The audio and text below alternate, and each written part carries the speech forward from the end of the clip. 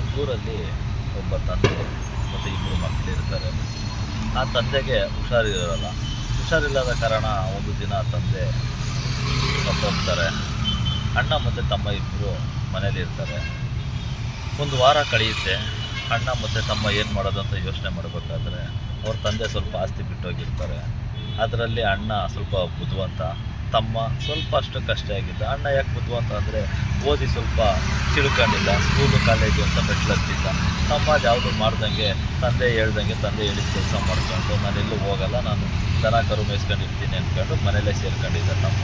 ಆದ್ದರಿಂದ ಅಣ್ಣ ಬ್ರಿಲಿಯಂಟ್ ಅಣ್ಣ.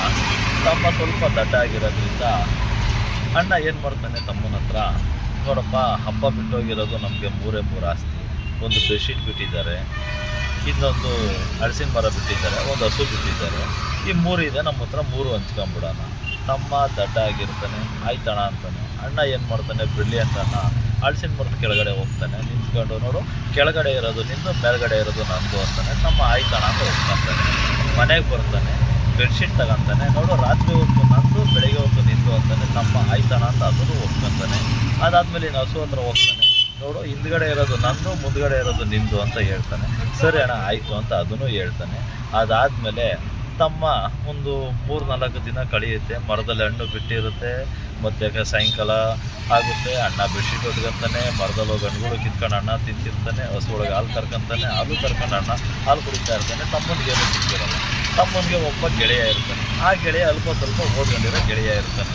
ತಮ್ಮ ಗೆಳೆಯ ಜೊತೆ ಮಾತಾಡಬೇಕಾದ್ರೆ ಹಿಂಗೆ ಬೇಜಾರಾಗಿದ್ದಾಗ ಗೆಳೆಯ ಕೇಳ್ತಾನೆ, ಏಕಿದು ಇಷ್ಟು ಬೇಜಾರಾಗಿದ್ದು, ಏನಾಯಿತು ಅಂತ.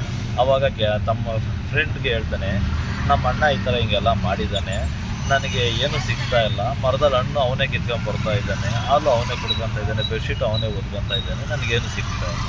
ಆವಾಗ ಆ ದಡ್ಡ ಫ್ರೆಂಡ್ಗೆ ಬುದ್ಧಿವಂತ ಗೆಳೆಯ ಇರ್ತಾನೆ. ಸ್ವಲ್ಪ ಓದ್ಕೊಂಡಿರೋ ಗೆಳೆಯ ಯಾವ ಥರ ಐಡಿಯಾ ಕೊಡ್ತಾನೆ ಅಂದರೆ, ಒಂದು ಕೊಡ್ಲಿ ಏನಕ್ಕೆ ಕೊಡ್ಲಿ ತಗೊಂಡೋಗಿ ಮರ ಕಡಿ. ಸರಿ ಆಯಿತು ಅಂದ್ಬಿಟ್ಟು ಈ ದಡ್ಡ ಆಗಿದ್ದವನು ಏನು ಮಾಡ್ತಾನೆ, ಕೊಡ್ಲಿ ತಗೊಂಬಂದು ಮರ ಕಡಿಯೋಕ್ಕೆ ನಿಂತ್ಕೊತಾನೆ. ಅಣ್ಣ ಬರ್ತಾನೆ, ಯಾಕೋ ಮರ ಕಡಿತಿದ್ದಿ, ಕಡಿದ್ರೆ ಮರ ಬಿದೋಗುತ್ತೆ ಕಣೋ, ಹಾಳಾಗೋಗುತ್ತೆ ಎಲ್ಲ ಅಂತ ಹೇಳ್ತಾನೆ. ಅಣ್ಣ ನಂದಿದ್ದು, ನಾನೇನಾದರೂ ಮಾಡ್ಕೊತೀನಿ ಅಂತ ತಮ್ಮ ಹೇಳ್ತಾನೆ. ಆವಾಗ ಅಣ್ಣ ಅದಕ್ಕೆ ಹೇಳ್ತಾನೆ, ಬೇಡ ಕಣೋ, ಇಬ್ಬರು ಸಮಾನವಾಗಿ ಹಂಚ್ಕೊಂತೀನಿ ನಾನು ಅಂತ ಹೇಳ್ಬಿಟ್ಟು ಅಣ್ಣ ಕಿತ್ಕೊಂಡು ಅಣ್ಣ ತಮ್ಮ ಇಬ್ಬರು ತಿನ್ಕೊಂತಾರೆ. ಬೆಡ್ಶೀಟು ತಮ್ಮ ಏನು ಮಾಡ್ತಾನೆ, ಬೆಳಗ್ಗೆ ಹೊತ್ತು ಅವನು ಸರ್ದಿ ಇರೋದ್ರಿಂದ ಆ ಬೆಡ್ಶೀಟ್ನ ತಗೊಂಡು ಹೋಗ್ಬಿಟ್ಟು ನೀರಲ್ಲಿ ಎದ್ದು ಬಿಡ್ತಾನೆ. ಅಣ್ಣ ನೈಟ್ ಹೊತ್ತು ಬೆಡ್ಶೀಟ್ ಒದ್ಕೊಳಕ್ಕಾಗಲ್ಲ, ಯಾಕೋ ಹಿಂಗೆ ಮಾಡಿದ. ಅಣ್ಣ ನಂದದು, ನಾನೇನಾದರೂ ಮಾಡ್ಕೊತೀನಿ ಬೆಳಗ್ಗೆ ಹೊತ್ತು, ನೈಟ್ ಹೊತ್ತು ನೀನೇನಾದರೂ ಮಾಡ್ಕೊಂತ ತಮ್ಮ ಹೇಳ್ತಾನೆ.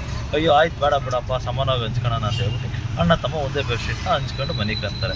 ಅದಾದಮೇಲೆ ಇನ್ನು ಬೆಳಗ್ಗೆ ಹೊತ್ತು ಹಸು ಹತ್ರ ಅಣ್ಣ ಹಾಲು ಕರಿತಾ ಇರ್ತಾನೆ. ತಮ್ಮ ಅಲ್ಲಿಗೆ ಬರ್ತಾನೆ. ಅಲ್ಲಿಗೆ ಬಂದು ಹಸುಗೆ ಹೊಡಿತಿರ್ತಾನೆ. ಹಸು ಬಂದು ಹಾಲು ಕೊಡಲ್ಲ, ಒದ್ಬಿಡುತ್ತೆ. ಅವಾಗ ಅಣ್ಣ ಕೇಳ್ತಾನೆ, ಯಾಕೋ ಹಸು ಹೊಡಿತಿದ್ಯಾ? ಅಣ್ಣ ನಂದು, ನಾನೇನಾದರೂ ಮಾಡ್ಕೊತೀನಿ, ಹಿಂದ್ಗಡೆ ನೀನೇನಾದರೂ ಮಾಡ್ಕ ಅಂತ ಹೇಳ್ತಾನೆ. ಆಯಿತು ಬೇಡ ಕಣೋ ಅಂತ ಹೇಳ್ಬಿಟ್ಟು ಹಂಚ್ಕೊಂತೀನಿ ನಾನು ಅಂದ್ಬಿಟ್ಟು ಸಮಾನತೆಗೆ ಬರ್ತಾನೆ. ಇದರ ಉದ್ದೇಶ ಏನು ಅಂತ ಹೇಳಿದ್ರೆ, ಮಕ್ಕಳಿಗೆ ಒಳ್ಳೆಯ ವಿದ್ಯಾಭ್ಯಾಸವನ್ನು ಕೊಡಿ. ಮಕ್ಕಳು 4 ಅಕ್ಷರ ಕಲಿತು ತಿಳ್ಕೊಂಡ್ರೆ ಪ್ರಪಂಚ ಜ್ಞಾನ ತಿಳಿಯುತ್ತೆ, ಬುದ್ಧಿವಂತರಾಗ್ತಾರೆ. ಅದೇ ಒಬ್ಬ ಬುದ್ಧಿವಂತ ಗೆಳೆಯ ಅವನಿಗೆ ಸಿಕ್ಕಿರೋದ್ರಿಂದ ಅಲ್ಲಿ ಏನಾಯಿತು ಅಂದರೆ, ದಡ್ಡ ಆಗಿರೋ ಗೆಳೆಯನಿಗೋಸ್ಕರ ಅವನು ಬುದ್ಧಿವಂತನಾಗಿ ಹೇಳ್ಕೊಡ್ತಾನೆ. ಅಲ್ಲಿ ಸಮಾನತೆ ಅನ್ನೋದು ಬಂತು, ಎಲ್ಲರಿಗೂ ಸಮಾನವಾಗಿರೋದು, ಏನೇನು ದೊರಕೋದು ಅದೆಲ್ಲ ದೊರಕಿತು. ಅದೇ ತಮ್ಮನು 4 ಅಕ್ಷರ ಕಲಿತು ವಿದ್ಯಾವಂತನಾಗಿದ್ದಿದ್ದಾರೆ ಅಲ್ಲಿ ಯಾವುದೇ ಸಮಸ್ಯೆ ಬರ್ತಿರೋದಿಲ್ಲ. ಅಣ್ಣ ಹೇಳ್ತಿದ್ದಂಗೆ, ಅಣ್ಣ ಇದು ನನಗೆ ಬೇಡ ಕಣೋ, ಇಬ್ಬರು ಹಂಚ್ಕೊಂತೀನಿ ನಾನು ಅಂತ ಹೇಳ್ಬಿಟ್ಟು ತಮ್ಮ ಬುದ್ಧಿ ಹೇಳ್ಬಿಟ್ಟು ಹಂಚ್ಕೊಂತೀನಿ ನಾನು. ಅದಕ್ಕೆ ನೀವು ನಿಮ್ಮ ಮಕ್ಕಳಿಗೆ ವಿದ್ಯಾಭ್ಯಾಸ ಕಲಿಸಿ. ಡಾಕ್ಟರ್ ಅಂಬೇಡ್ಕರ್ ಹೇಳಿರುವ ಹಾಗೆ ಎಲ್ಲ ಮಕ್ಕಳನ್ನು ವಿದ್ಯಾವಂತರಾಗಿ ಮಾಡಿ, ನೀವು ಬುದ್ಧಿವಂತರಾಗಿ ಬಾಳಿ.